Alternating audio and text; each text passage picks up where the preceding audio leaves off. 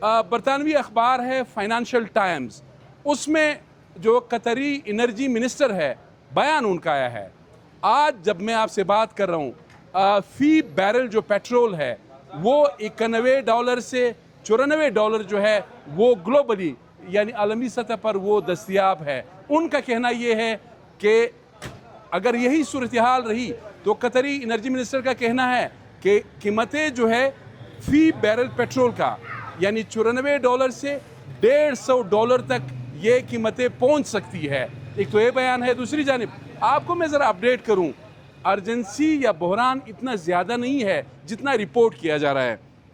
پاکستان کے وزیر خزانہ محمد اورنگزیب کا کہنا ہے کہ پاکستان میں 28 روز کا جو سٹاک ہے وہ موجود ہے، اور ساتھ وہ یہ بھی بتا رہے ہیں کہ جہاں تک گیس بحران کا تعلق ہے 15 دن کا وہ سٹاک بھی موجود ہے، تو زیادہ ایمرجنسی نہیں ہے۔ افواہوں کی وجہ سے پیٹرول پمپس بھی بند ہو گئے اور ساتھ ہی یہ لائنیں بھی آپ دیکھ سکتے ہیں۔